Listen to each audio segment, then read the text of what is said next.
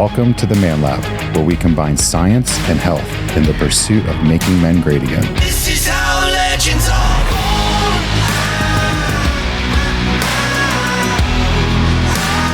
This is how legends are born.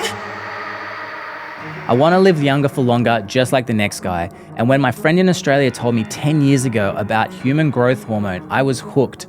I wanted to find out more information before I put it in my body, but it sounded incredible.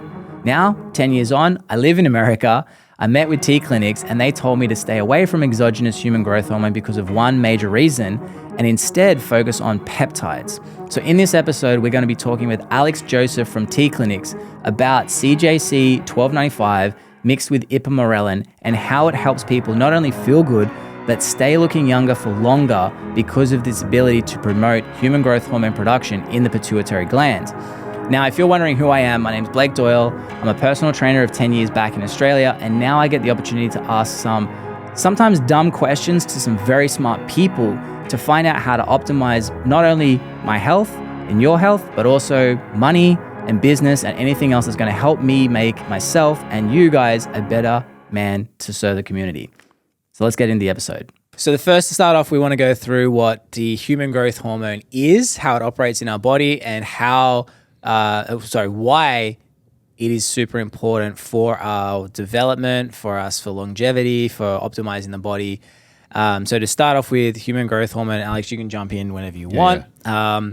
Human growth hormone is a naturally occurring hormone. It is a protein that is produced in the pituitary gland. Now, that means nothing to most people. It doesn't mean to me. It's a part in your brain. Right.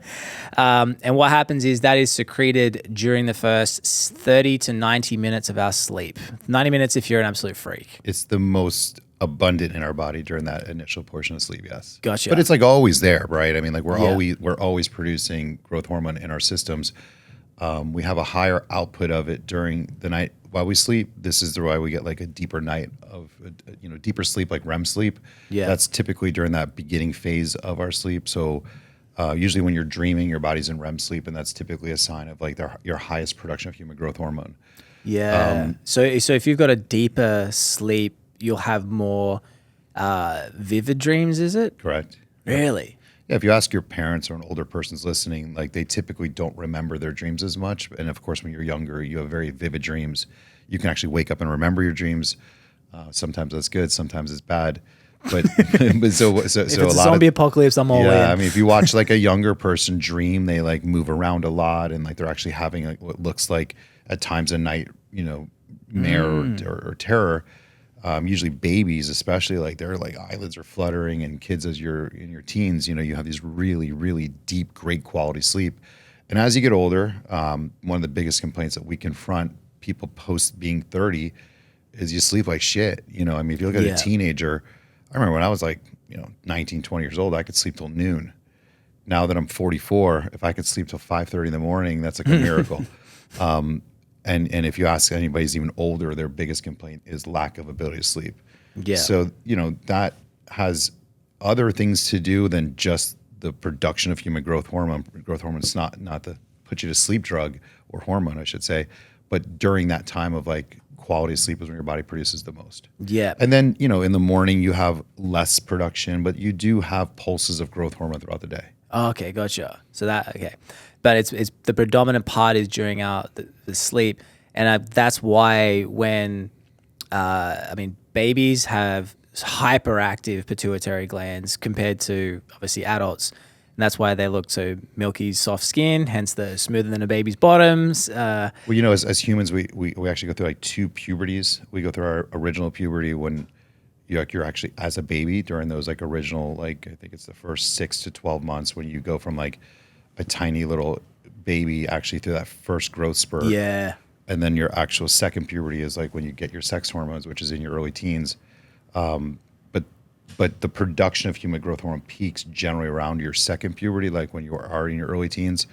So like you're 16, 17 16, 17, when you really grow taller and your bone density gets really kind of dense and kind of feet grow a lot. You go through those exponential growth rates, and then from there it kind of declines, and it continues to decline all the way until you die off. So if you look at your growth hormone levels when you're 17, 18, somebody may have like a level of like 700, for example, where someone my age, in the early 40s, generally it's like a 150, 170. Optimized, someone who's on a peptide or growth hormone, we'd like to see in the high 200 range.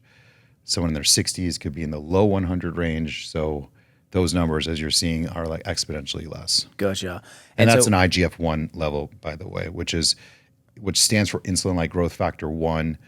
Human growth hormones produced at the pituitary gland. When it goes through the liver, that's when it comes out as IGF-1, which is insulin-like growth factor, which is actually like the usable part of it. So it has to actually go through your liver to turn in what your body actually can use. I was surprised when I was doing my own little research that it's like, I mean, we always think about keeping young. We just think about, I guess, the visual component, which is what we can see, so like skin, muscle, whatever it is. Yeah. But it was like even bone density, human growth hormones responsible for that. And obviously as you get older, if your bones get frail, your muscles get frail, like everything's frail. So the importance of keeping that human growth hormone active comes down to making sure the hypothalamus is notifying the pituitary gland so that we're pushing it out.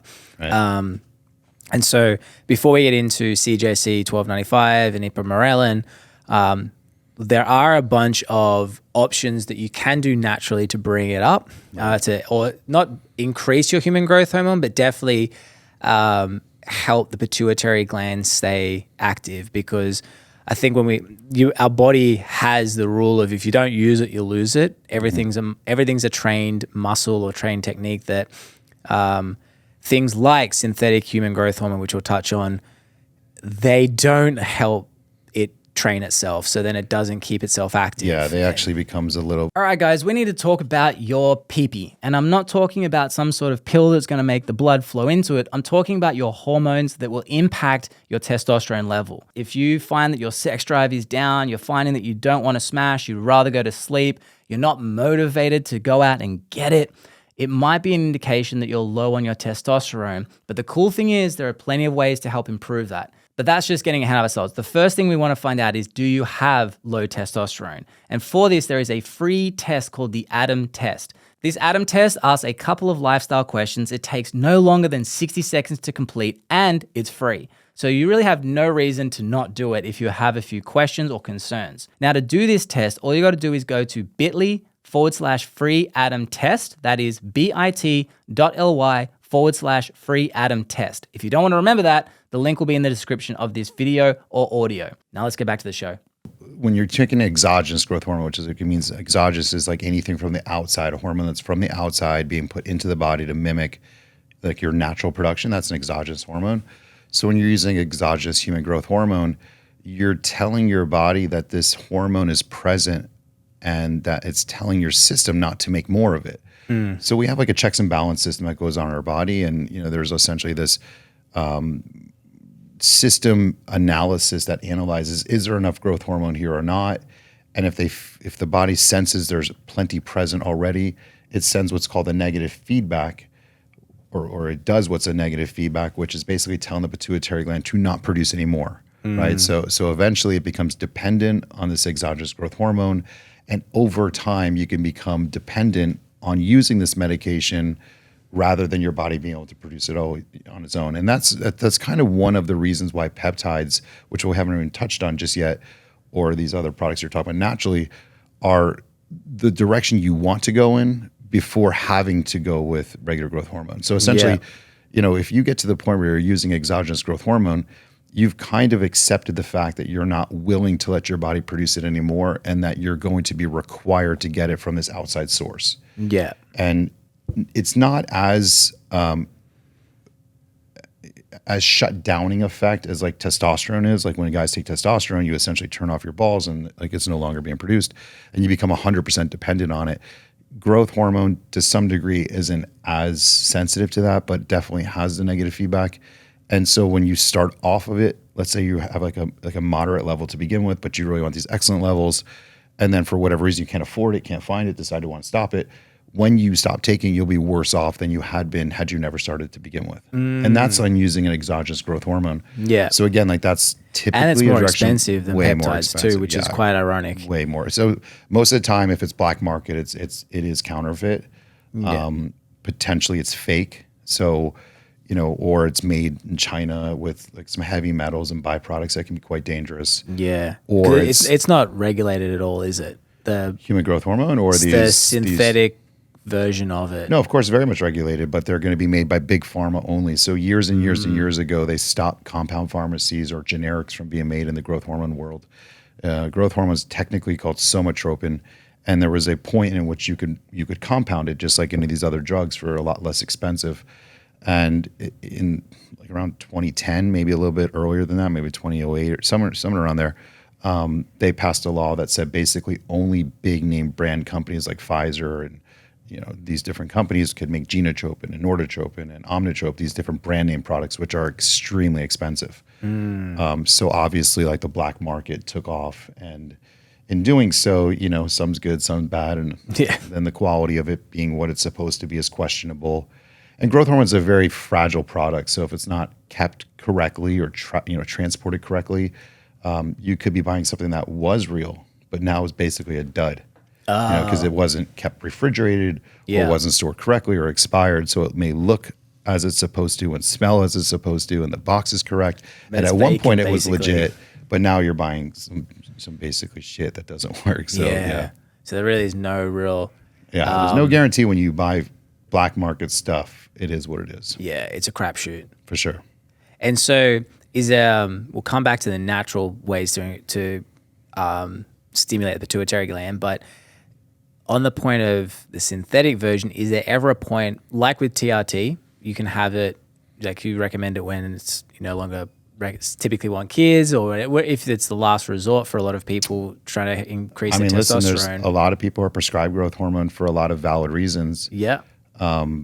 Usually in our business where people come to us for like wellness and anti-aging reasons, it's usually not first line of defense. Our first line of defense is to try to maximize your production with different peptides.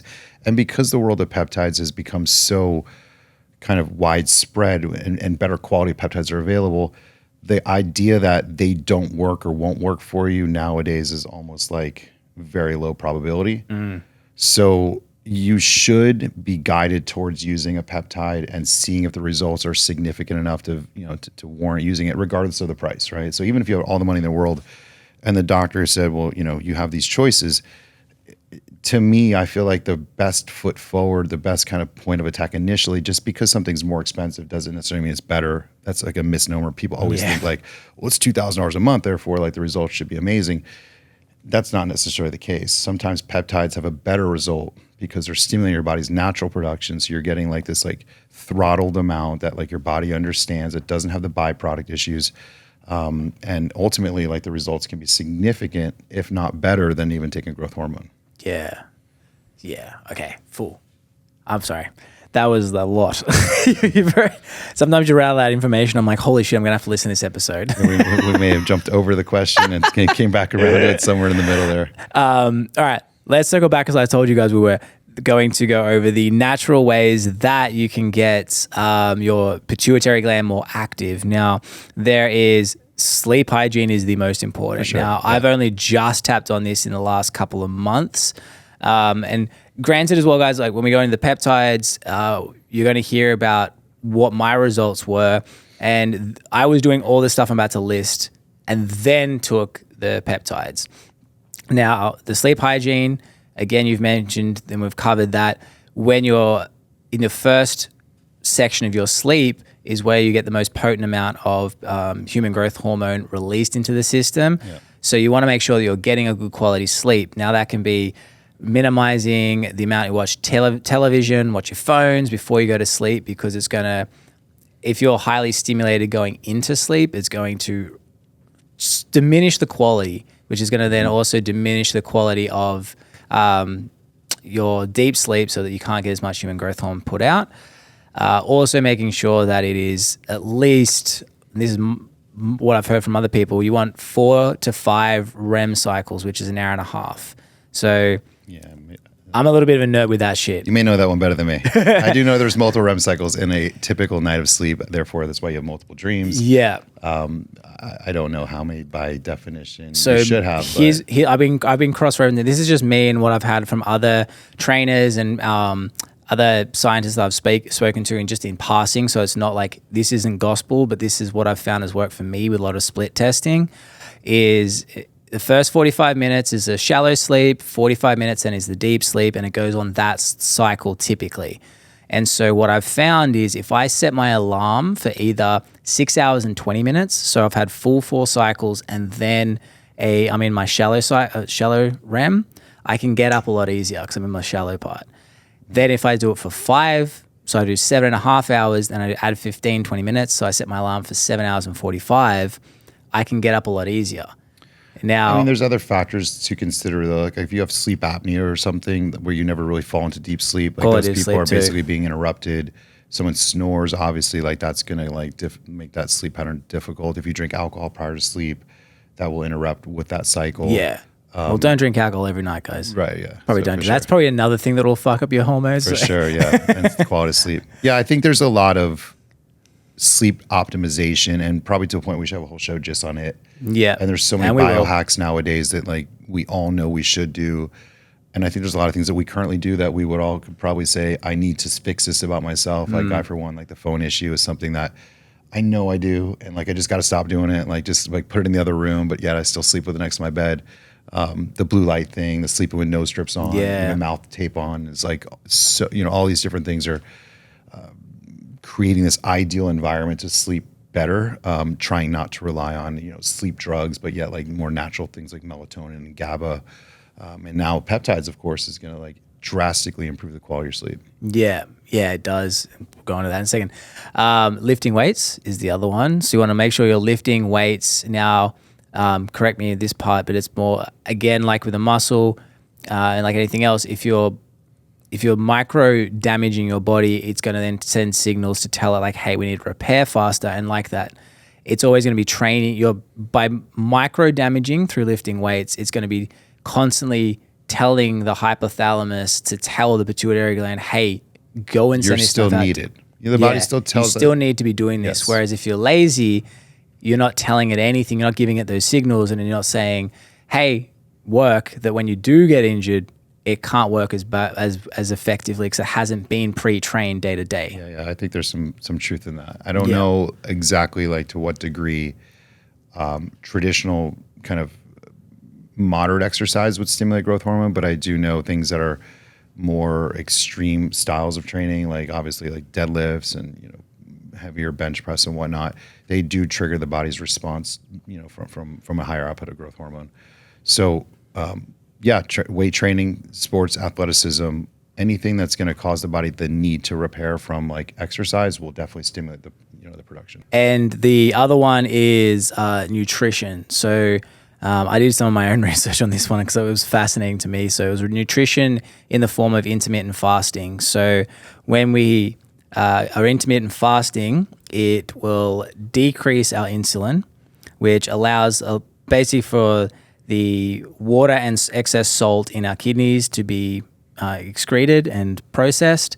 And what happens is they've noticed that in a couple of studies that in the first 5 days of fasting, for a prolonged amount of time, HGH production has more than doubled in their case studies, which was going to help your producing muscle and bone maintenance, which I found fascinating. Yeah, so there's definitely an effect of when your body produces insulin, it decreases how much IGF-1 is found. Mm-hmm. That's another thing we'll talk about with peptides as we get into it, but how and where you want to use that in your like daily cycle. You want to use them when you have very little food present. And if you're going to have food present, lower insulin producing foods is ideal. So like once you introduce sugar and anything else that like stimulates your pancreas to secrete insulin, you're going to definitely decrease the volume and the quantity of growth hormone found. So I would assume, that would go for fasting as well, because when you're fasting, your fasting blood sugar level is low. And obviously like a ketogenic style diet or like a low glycemic index food diet would definitely improve your growth hormone. So having having high, when you spike your insulin levels from having sugar, high carbs, that Higher glycemic food indexes are that going brings to down essentially your kind of like, HGH. it's basically the water on the fire, right? It's the thing that kind of turns down the quality of the growth hormone production. Yeah. So oftentimes we'll get people on peptides or even growth hormone, and their levels won't register very well. They'll check their IGF-1, and meanwhile they're having like a high sugar food, in the mornings prior to blood tests, and they'll wonder why their growth hormone levels are dropped. Meanwhile, then the next time they do it fasting, and they'll maintain being higher. So there's 100% correlation that when you introduce higher sugar, higher glycemic food indexes to your system, you're going to suppress your growth hormone levels. Yeah, okay. That's interesting because would that be anything? So whenever I know when friends of mine fast for a little bit, they're like, dude, I'm like so awake. Is there any sort of, is even just while we're awake, is it producing more human growth hormone, or is that a different side effect? Yeah, I of think fasting? it's a different side effect because, as far as I kind of think that correlation, like growth hormone to me would actually make me more arguably tired because that's like something that's happening while you're in your quality of sleep pattern. I don't know if having an elevated growth hormone level equals like a buzzing energy to a point that fasting without the volatility of blood sugar gives you that kind of buzzing feeling. This is not the growth hormone, but like if we just eat lunch and you have rice at lunch, you're tired, right? Yeah. But like if you Good just have old carb protein, crashes. so you have protein, you find that your energy does not change. So oftentimes, like for me, I won't eat carbs during the day, and not so much because of the sole dieting impact on me, but I just feel tired and groggy once I do. Yeah. So if I just have protein and vegetables, I feel like, man, I'm fine, but give me a bowl of pasta or rice, man, I'm taking a nap. So, yeah. Yeah, it is funny. Like that's how I've accidentally stumbled on carnivore diet. You feel so much better. Just by feeling myself. And I have no opinion. Like, look, you can do whatever you want to do. But by accident, I was just like, oh, if I have a carb heavy breakfast, I'm tired in the morning. So, all right, let's just take that out for a second. I don't eat it all now. I just have water. But then it was lunchtime. I'd go have lunch. I'd have like a good old Moe's burrito. Love them. And then But you're beat up tired from it. yeah, I was like, I'd have my 3 p.m. crash. Yeah. And, now my wife's cooking for me and it's just like steak and cheese basically and some fruit. You feel good. And it's like I'm having Red Bulls and coffee, Yeah. but I'm having zero caffeine. So it was quite an interesting accident that I was like, Yeah. became the carnivore diet and I was not Yeah, that when we guy. deal with dieters, like that's a big complaint that people always talk about is they think that they need carbs to provide them energy, and they're wondering why after they eat carbs they have no energy. Yeah. Isn't that funny? Like It is weird. Yeah. And that's because of the spike of the insulin, is it? Yeah, of course. The blood Yeah. sugar jumps up and then it crashes down, and with that crash down, you feel tired. Yeah. So that, as far as growth hormone is concerned, is the catalyst to the kind of declining growth hormone. Gotcha. Okay. So usually, like if you take a peptide at night, right, and your growth hormone levels are really high, and then you wake up in the morning, and most people have a morning breakfast or a coffee with sugar, they're kind of extinguishing that growth hormone level quite quick. Yeah. Oh, because it's Versus- produced also when we wake up, correct? Well, like a little bit. it's your growth hormone levels are kind of tailing off at that point, but you can make them kind of carry forward to some degree without crashing as low if you don't eat. So like an intermittent fasting dieter, like we kind of touched on earlier, is going to have a higher growth hormone value in the morning rather than somebody who has pancakes, Yeah. because that person is going to crash and their levels are going to crash with it. Interesting. Sweet. I accidentally am doing the right thing. Yes. All right. So synthetic androgenous human growth hormone is an external force. Exogenous. Exogenous. So many different words I'm still learning here. And then endogenous is what you produce internally. So Okay. Exogenous, endogenous. Yeah. I remember that. So exogenous human growth hormone basically makes the pituitary gland sedentary in a way across time. It feels like it's out of a job. It's like, Yeah. where's this coming from? Like, did you hire somebody else to do my job? And then it's like, screw it, I'm going to take a break and then let me know when you're ready for me. And eventually nobody knocks on his door and says, get back to work, Yeah. And, the pituitary gland can wake back up, and it's not going to be like knocked out forever.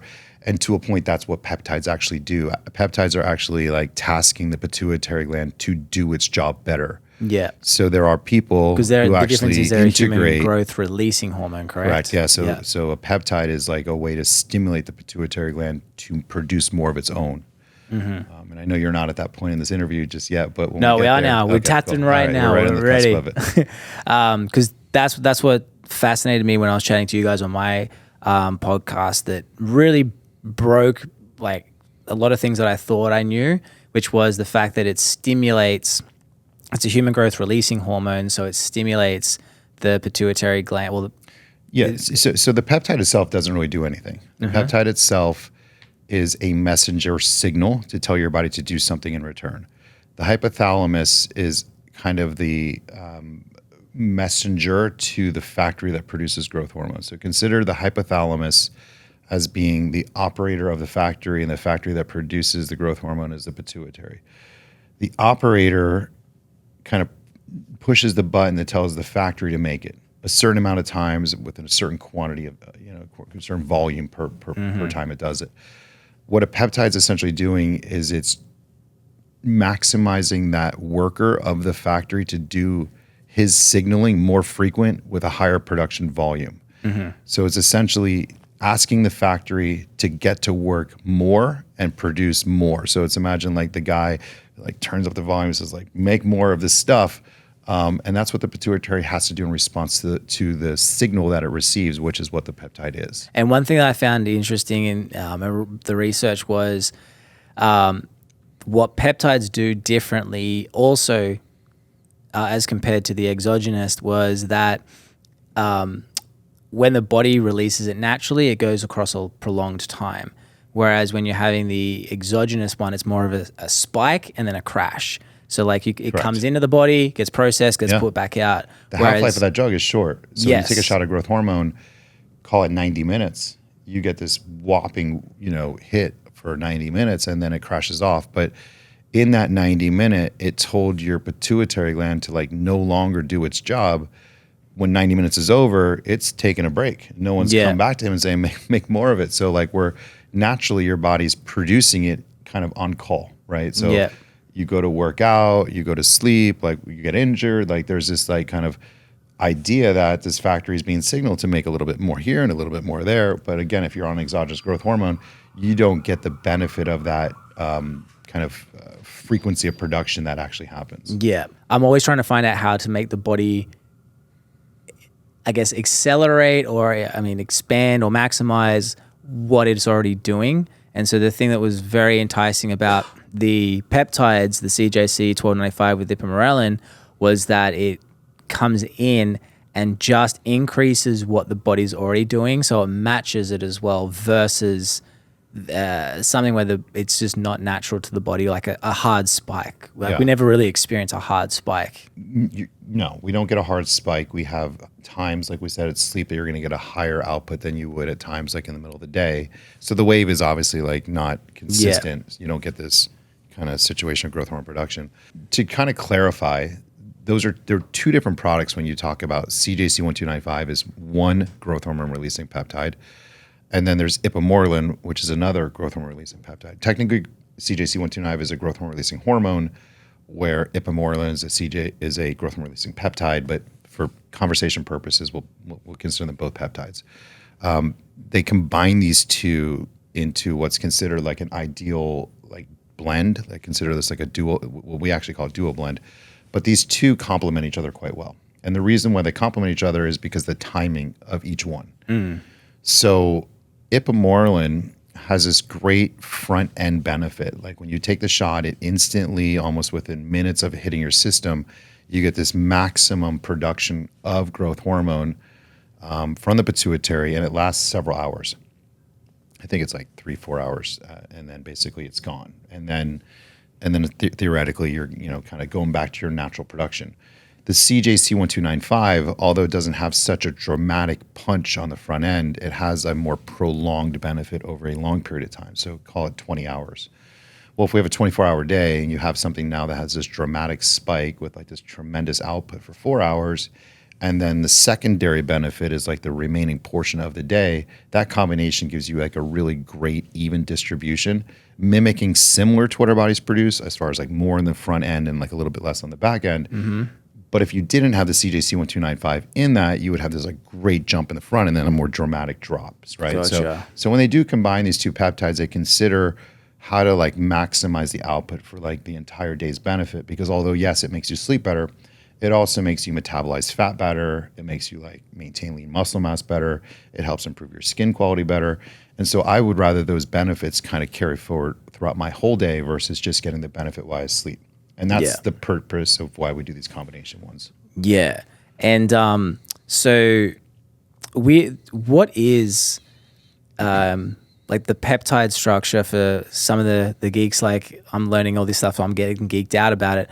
We hear peptides, but I mean, I know that there's different lengths and everything else, but what is like what makes it so fascinating for people? Because like there's long ones and then there's short peptides. What is all that jazz, if we can go into that nerdy stuff? Okay, so peptides are amino acids or a string of amino acids that are up to a certain amount of amino acids long. Okay? Yeah. So when they break a certain length, they turn into different categories. Actually, over 99 amino acids long turns into what's called a biologic. Real human growth hormone is 191 branch chain amino acid strain. So it's considered like this long. Peptides can be as short as 16 molecules long, or 33, or 29, or 44. So they're kind of like a snippet of that long molecule that has a particular message within it. Oh, okay. Not to say they're all going to not carry over into some of the other fragments of itself, but to be considered a peptide, they have to have a particular length that's more short. And because the shortness of it only does such a refined message. It's a little bit more of like a targeted approach. If you have something that's longer by message, then you run the risk of having a little bit more of a sloppier kind of result, right? So, this pituitary gland of ours does more than just produce growth hormone. It produces sex hormones, it produces cortisol, it produces FSH, LH, women estradiol.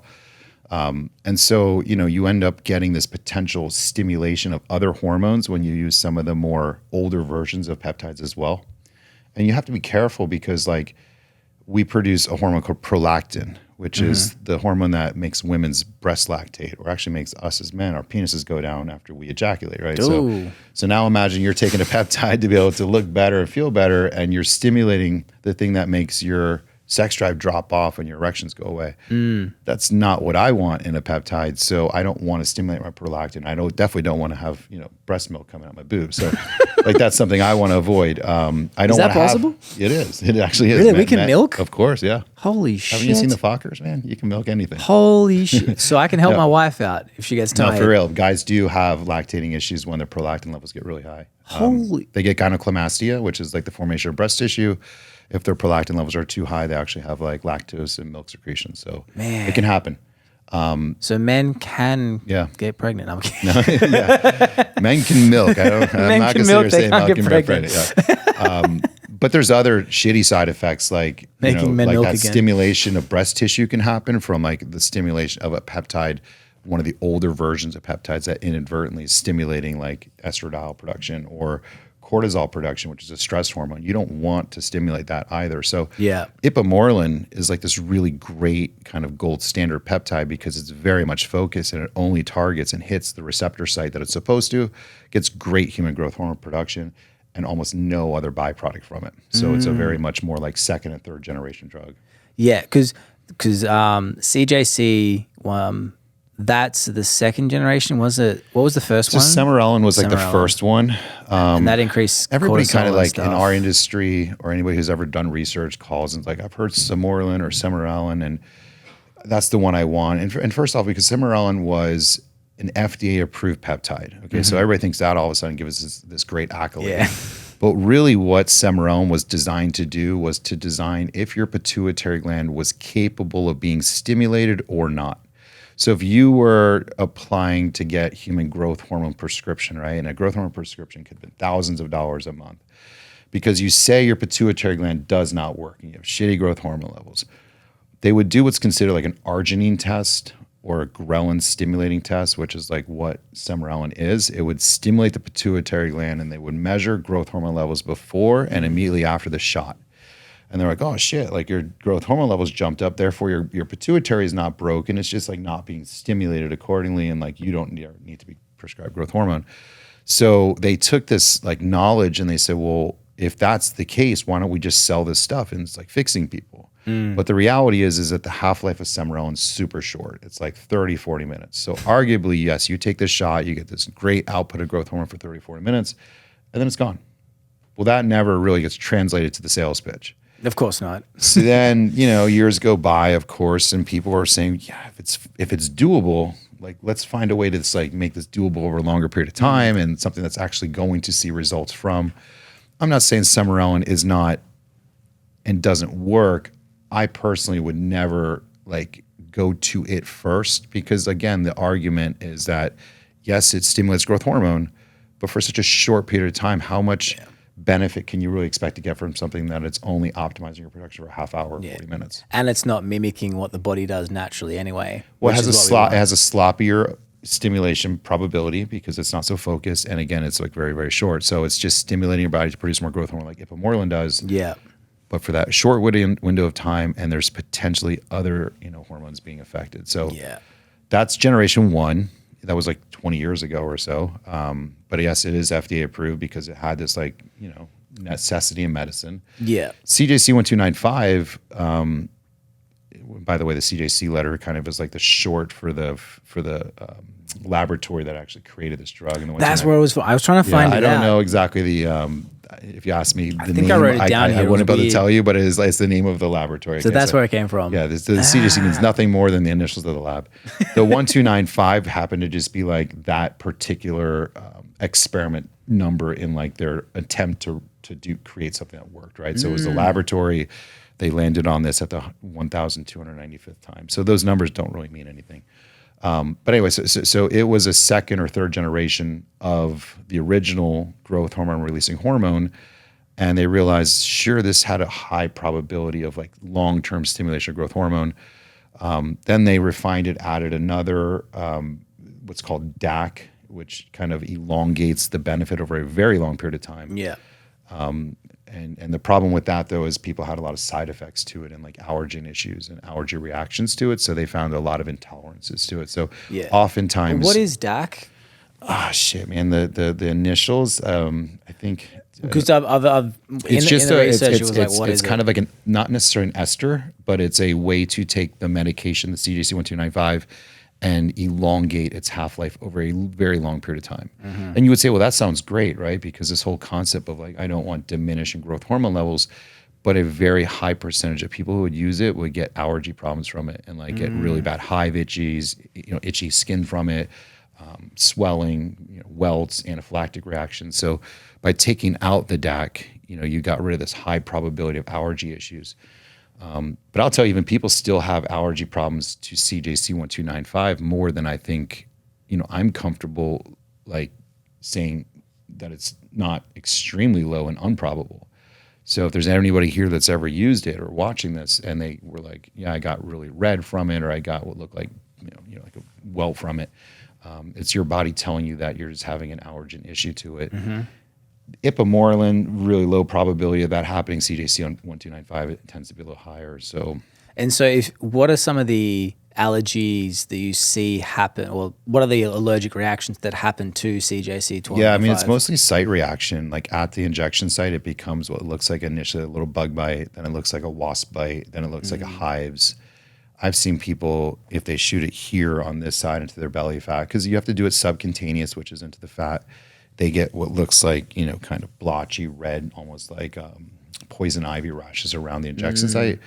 And what will eventually happen, and this always happens over a kind of a several week time frame. And believe me, people generally who start peptides, they want to stay on them. And they're in almost some denial. They're oh, it's not that bad. It's not that bad. I'm fine. This itchy, I can deal with it. And you'll see them just sitting there scratching. Yeah. And eventually the body will build up an anaphylactic reaction. And I've seen people get to a point where they literally take a shot and their throat will close up on them. Oh, shit. And I have to tell those people that unfortunately this combo drug is not right for you anymore. But then they can just do generally regular Ipamorelin. Mm-hmm. You're getting the star player in the combo still. You're just not getting the secondary portion. So it's not you get a total, shitty replacement. It's just not as good of a replacement. So if you ever have to get kind of taken off, it's not the worst thing in the world. Yeah, so there's a workaround. Yeah, it is. Okay, and so really the star in it is Ipamorelin. It's Ipamorelin for sure. Yeah. And that, okay. And even to a point where people always say CJC1295 Ipamorelin, I think it's alphabetical. We just happen to say that. But it is Ipamorelin and then CJC1295 when you look at the ingredient list. Yeah, because I didn't even know when I didn't realize that Ipamorelin was even in it until like week because 2. you see the CJC. Because I just see CJC. And it's like I'm easy to "Ah, remember as letters. It sounds kind of cool. Like, And Ipamorelin, I mean, I still got it wrong up until this morning when I was like, how do I say it again? Ipamorelin. But yeah, Ipamorelin is for the most part doing the heavy lifting. Yeah. Okay. And the CJC is kind of the secondary part that carries forward and keeps a little of that benefit going into the remaining part of the hours. On the internet, there's so many different ways to take it. Some say daily, some say 5/2, 1 week on, 1 week off. Yeah. Is there a design? Like, is there a right answer, or is it just? I went to a peptide conference a few years ago, and it was a debate amongst like some very smart physicians who were standing there. And it's funny because these guys, I would say chances are they haven't even tried this medication, and yet they study it and they know about it. So I'm going to start with me as a personal user, and then I'll go to as a clinic owner, like what I've seen and the rationale behind it. And then obviously I'll tell you what those doctors would tell you. I think when you look at it as a personal user, you're getting this great sleep while you're using it, right? So do I want to have great sleep 5 nights a week and shitty sleep the other 2? Personally, no, right? So I want to use it every night.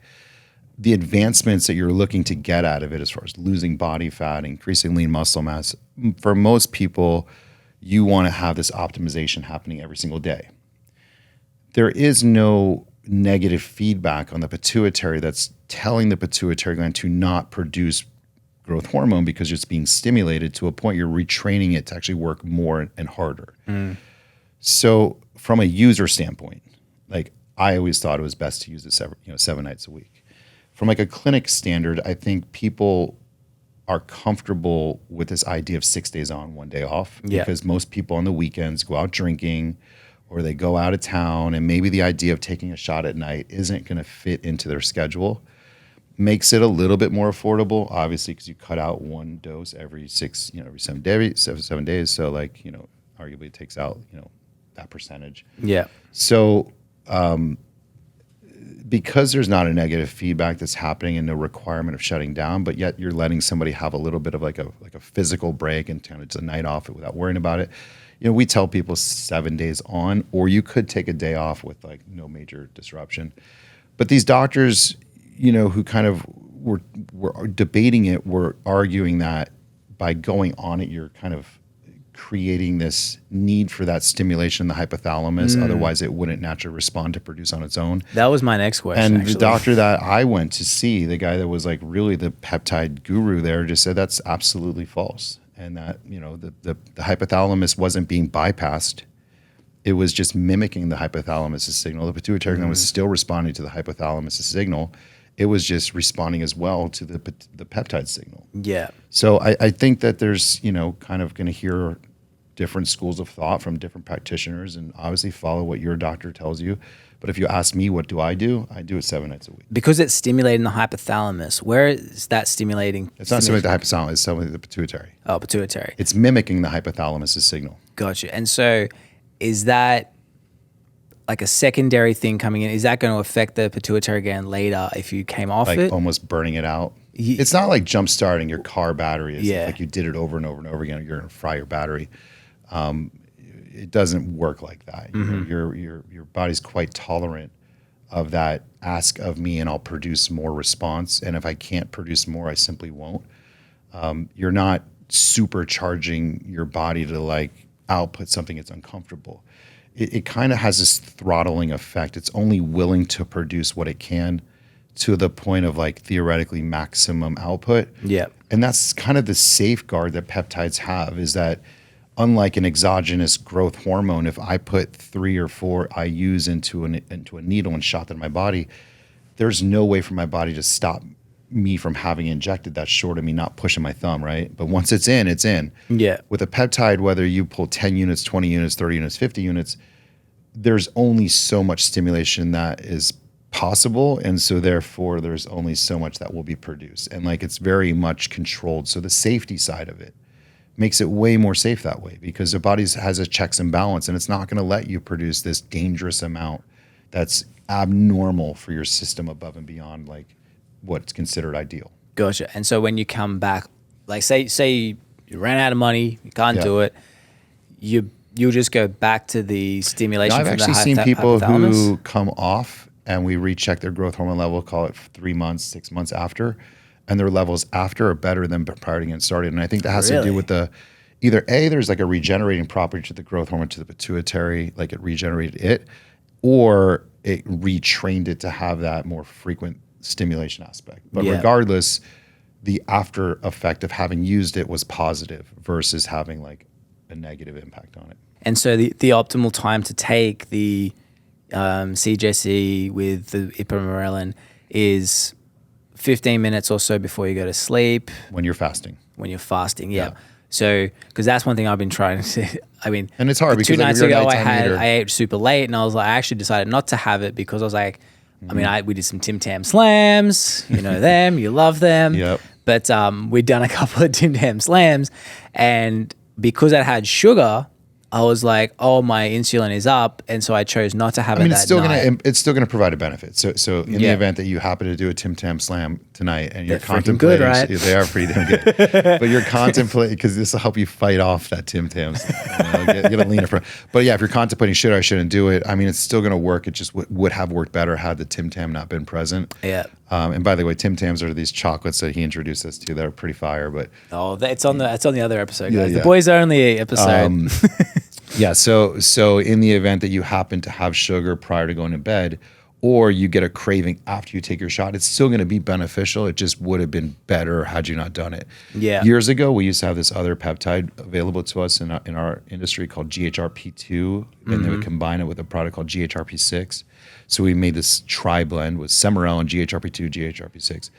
It would give you this massive hunger. Like you would inject it and you would feel as if literally you could eat every single thing in the refrigerator. It was an undeniable, insatiable appetite that you would get, and you would get sweaty and clammy, and you would feel like your blood sugars crash. I mean, remarkable amount of consumable calories, and it was super potent, strong. And anyway, they banned it like years ago for whatever reason. I'm sure it just had to do with the side effects that this caused. Obesity. But anyway, you would take it, and you had to eat. Like you just couldn't not. Because it increases your ghrelin, right? Oh my God! Like to a point, it was you would take it and go to the all-you-can-eat buffet. You know, like one of those. Holy shit! It was remarkable. Wouldn't you throw up from that stuff though? Like your stomach so ghrelin is like that digestive hormone that your stomach produces. Yeah. So yeah, it would stimulate a shit ton of it. So you'd literally feel your stomach. Actually, funny story about it. It was originally invented to give to people who were having extreme constipation, and they would give it to somebody to get their bowels moving. So that all of a sudden it would make you want to take a shit, you know. So then they found out that after going to the bathroom, people were like, "Fuck, I'm hungry." They had the munchies. Yeah, I was hungry. So obviously concentrating it to a higher, and then they were realizing that these people were actually getting lean and looking younger, and sleeping better, and they were like, okay, there's this correlation between all these things, and that's how the GHRP family was born, and eventually what essentially killed it. But so the ghrelin stimulation makes you super, super hungry, and you would eat because of it. Where the Ipamorelin and the CJC1295 have no impact on your ghrelin response whatsoever. So you don't feel hungrier because of it. To a point, it actually has a little bit of an appetite suppression effect. If you ask me why, I really don't know why, but they do say it does reduce hunger. I take it. I don't feel like I'm any more or less hungry. I just know not to eat after I do it. Yeah. And so, shit, I lost where I was. I had another question after that. It'll come back. It probably won't. Taking it. So they suggest, fasting for 2 hours before you go to sleep is the typical thing. Try and minimize your sugar intake before you go to time.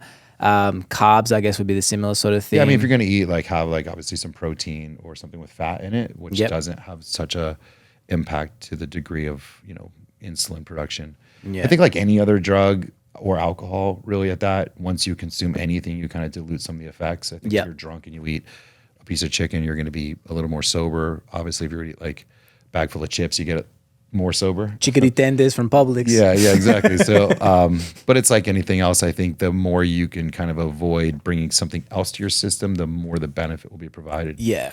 I mean, honestly, for me, I take that shot and it's like within 5 minutes, I close my eyes, I'm lights out.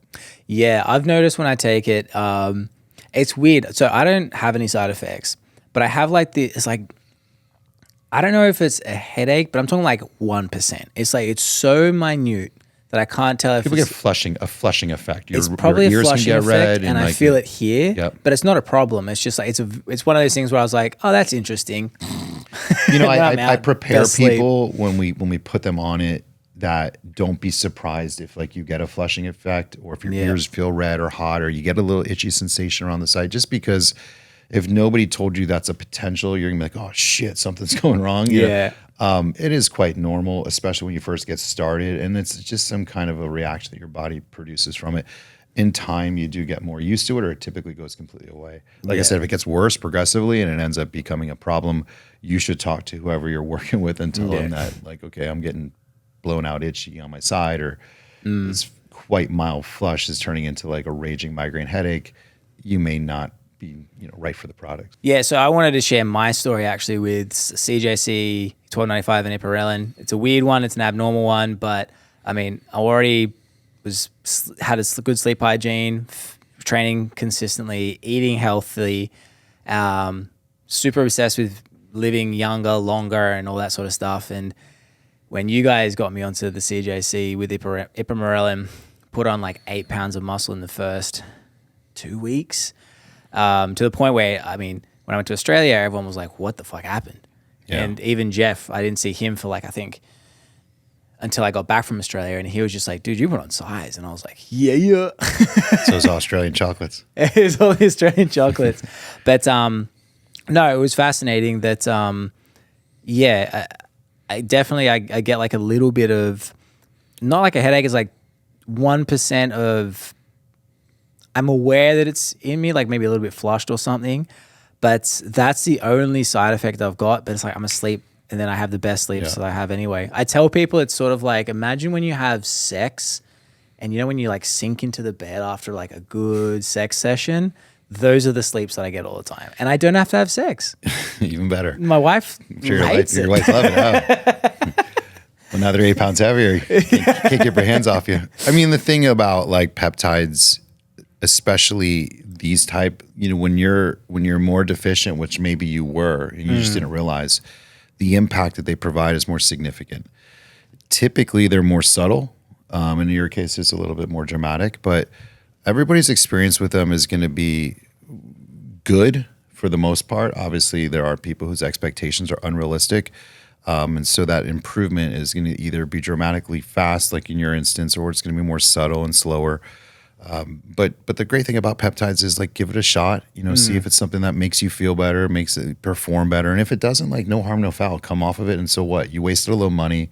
Maybe you took shots for a month. It's not like you're not doing any detriment to your system. You're not going to have any like long-term, repercussion because you tried something. It's kind of supplement in its own way, like meaning you take a dietary supplement, it doesn't work well for you, stop it, life goes on. Hormones like testosterone, some of these things have like consequences to trying them. You can create like this long-term dependency even if the first time you do it, the first cycle you try it.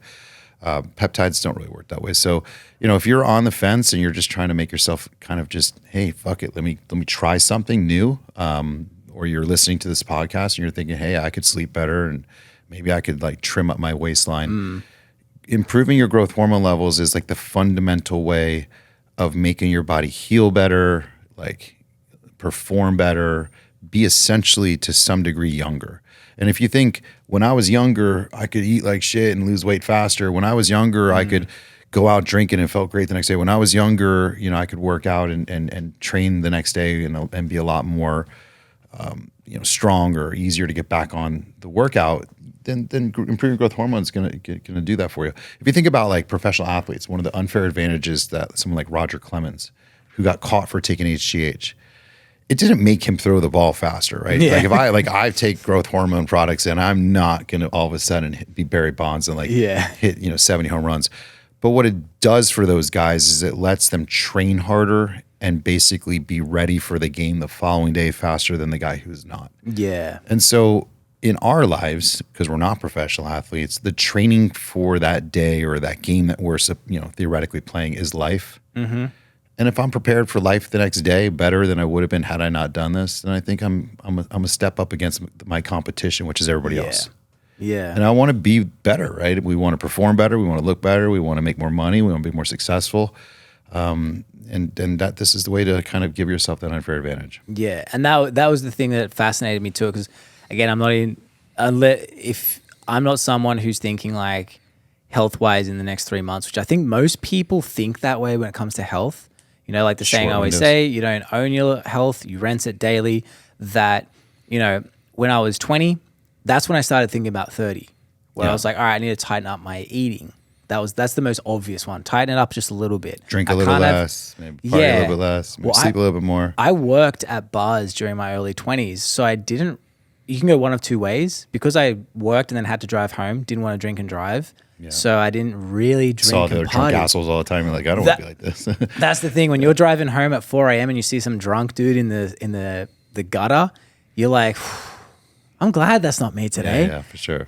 So thankfully, I didn't really develop the socio companion or the connection, I guess, the social companion, connection with drinking and hanging out with friends.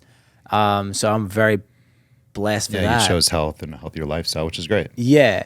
But, what I noticed was I tightened it up thinking each 10 years ahead. So now being 34, I'm like, all right, where do I want people to not be able to guess my age when I'm 40? How do I do that?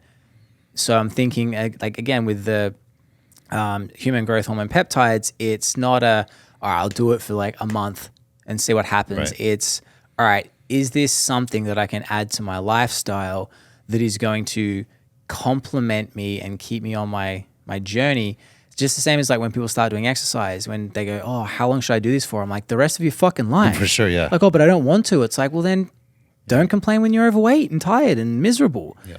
And so that was the thing that drew me to this peptide, because just a quick reminder, guys, if you haven't done the Atom test, it's bit.ly/free Atom test. It's free. It's 60 seconds. And also 88% accuracy rating to find out if you have low testosterone and what you can do after that. So bit.ly/free Atom test. Let's get back to the show. It was something that I was like, all right, this is something that I have a long-term thing. Yeah. So yeah, that's why I wanted to talk about this when I was like, shit, yeah, I want to learn more. This peptide blend in particular is essentially the one that I recommend to essentially everyone. There's really very few people that I'm like, oh no, this particular peptide isn't right for you. Yeah. There are other peptides that are more right for people. Where you could think up top of your head, just to give some. Well, when their expectations of what they want is different. Yeah. We have peptides in particular very much geared for weight loss. We have peptides very much geared for actually people who want to put on a substantial amount of mass. We have peptides particular for healing, like you interviewed Jimmy about. This peptide actually touches on all those. It helps you lose a little bit of weight. It can help you put on some mass. It can help you heal faster. It's not as like specific and targeted. It helps boost your immune system functionality. So there's people who I would say this is not right for is somebody who wants a more direct result that another peptide can help accomplish. Yeah. But if it's just a general sense of like overall well-being and a general fitness, there's no person that I can identify short of somebody who has active cancer or a previous history of cancer because of its cell growth benefit that can unfortunately also grow cancerous cells. We do not work with clients who have active cancer or a previous history of 7 years of having cancer. But short of those two people, there's really no person I would say this isn't the right fit for. Whatever you're, sickly person or you're a super healthy person, you're a gym person, you don't give a shit about the gym person. Like, why wouldn't you? Who doesn't want to feel better? Who doesn't want to look better? If you don't care about your aesthetic and you just want to like wake up in the morning feeling not so much like shit, this will help. If you're like dialed in and you look like the pinnacle of what you think you can look like, this can get you that extra little edge without maybe having to work as hard. Male, female, young, old, skinny, fat, everybody could do it. It's funny because I guess most people think about this and they think of someone who's aesthetically driven. But the way I found out about this was through a very good friend of mine. I found out about the synthetic exogenous version. Getting closer. I found out about that version 10 years ago. Yeah. And, I was like, but dude, there's the same. And he goes, yeah, well, I don't go to the gym. He goes, I'm not buying it for that. I'm buying it because the way he explained it to me, which got me very interested 10 years ago, was, you know, that cloud you feel like you have over like in your head, just that, like, I don't call it brain fog, so I think that's just bullshit. But he goes, that sort of like just, I feel like I need that little bit extra. He goes, that thing just went away from me. And he goes, I can just get up, I wake up, I go to work, and I feel sharp. Yeah. And that was the like, what do you mean? And so, and he goes, yeah, because I don't go to the gym, I'm not going to put on muscle because I need to train that muscle. And if like, it'll help if I'm doing it. And every single time, this phone, huh? You guys aren't even open and you're getting calls. Sorry, guys. There was a phone call that had to be taken, so that took preference just for a second. But I don't know where we were, so what we're going to do is just going to wrap this up. As I mentioned to you guys before in this podcast, huge advocate of CJC1295 with Ipamorelin. You guys have sold me on it. The longevity of it, the feeling I feel from it on just a day-to-day basis. It's not like an acceleration thing. It's more just a good overall feeling. Can't speak any more highly about it. If you want to find out more information, guys, reach out to T-Clinics, tclinicsusa.com. Alex, absolute genius. So have all the boys at T-Clinics.